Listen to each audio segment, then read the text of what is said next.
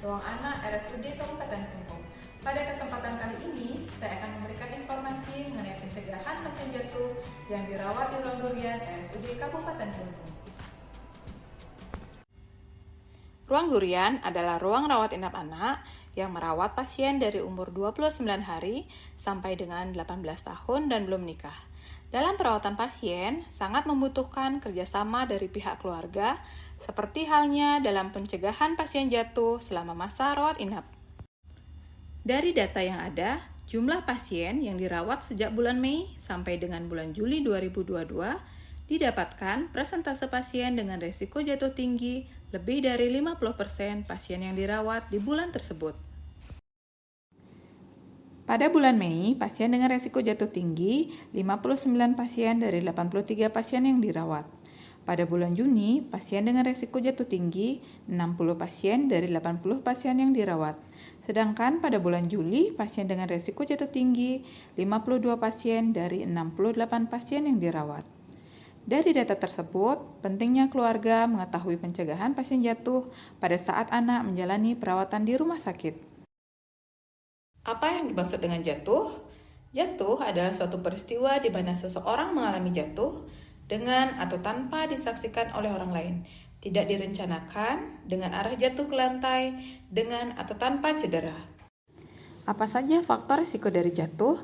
Yang pertama adalah faktor intrinsik atau faktor yang berhubungan dengan pasien itu sendiri, seperti riwayat jatuh sebelumnya, usia. Pada usia anak, terlebih usia kurang dari 3 tahun, adalah usia di mana anak senang untuk bermain, melompat, dan mengeksplor lingkungan sekitar. Rasa ingin tahu yang tinggi cenderung membuat anak-anak aktif dan hal tersebut membuat anak beresiko tinggi untuk terjatuh.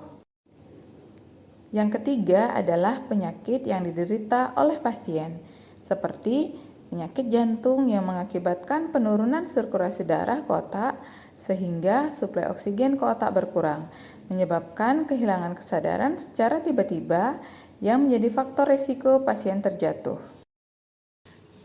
Selanjutnya adalah gangguan sistem saraf pusat, seperti penyakit epilepsi. Di dalam otak manusia terdapat neuron atau sel-sel saraf yang merupakan bagian dari sistem saraf. Setiap sel saraf saling berkomunikasi menggunakan impuls listrik. Pada kasus epilepsi, kejang terjadi ketika impuls listrik tersebut dihasilkan secara berlebihan, sehingga menyebabkan perilaku atau gerakan tubuh yang tidak terkendali, dan dapat menyebabkan pasien terjatuh pada saat pasien kejang. Faktor risiko yang kedua adalah faktor ekstrinsik atau faktor yang berhubungan dengan lingkungan pasien, seperti pencahayaan yang buruk, ruang rawat yang berantakan, penggunaan alas kaki yang tidak tepat, lantai yang licin, tempat tidur beroda dan tidak dikunci, pengaruh obat-obatan seperti antikonvulsi atau anti kejang yang diberikan kepada pasien epilepsi atau kejang demam, serta alat bantu berjalan yang tidak tepat ukuran, berat maupun cara penggunaannya. Akibat yang ditimbulkan jika kondisi jatuh itu terjadi. Yang pertama, pasien dapat mengalami perlukaan atau injuri seperti luka robek hingga patah tulang. Yang kedua, pasien juga dapat mengalami disabilitas atau ketidakmampuan melakukan aktivitas pasca jatuh, serta dampak psikologis akibat pasien terjatuh hingga kondisi fatal seperti kematian. Pencegahan apa saja yang dapat dilakukan? Pertama, perawat akan melakukan evaluasi terhadap risiko jatuh dari pasien. Selanjutnya, jika pasien memiliki risiko jatuh tinggi, perawat akan memasangkan gelang berwarna kuning. Kedua, pasien akan dikenalkan dengan lingkungan rumah sakit seperti kamar rawat, kamar mandi, dan ruang jaga perawat. 3. Letakkan benda yang dibutuhkan pada tempat yang mudah dijangkau pasien. 4. Tempat tidur dalam kondisi rendah dan dalam keadaan terkunci. 5. Memastikan pasien menggunakan alas kaki yang tidak licin. 6. Menyediakan pencahayaan yang cukup, terutama pada malam hari. 7. Memastikan lantai dalam keadaan bersih dan kering. 8. Mendampingi pasien saat ke kamar mandi atau mobilisasi. 9. Pastikan orang tua memasang pengaman tempat tidur saat meninggalkan anak. 10. Komunikasikan tentang kondisi dan pengobatan yang terkait dengan resiko jatuh. Selanjutnya, saya akan menjelaskan beberapa upaya yang dapat Ibu dan Bapak lakukan untuk mencegah Ananda terjatuh saat dirawat. Pertama, informasikan kepada perawat terkait riwayat jatuh pasien.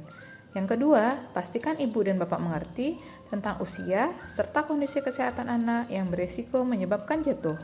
Ketiga, pastikan Bapak dan Ibu mengerti tentang pemakaian pengaman tempat tidur dan cara mengunci tempat tidur. Terakhir, perawat akan memberikan informasi terkait risiko jatuh. Diharapkan Ibu dan Bapak dapat memperhatikannya. Keselamatan pasien atau pasien safety merupakan tujuan utama perawatan kami.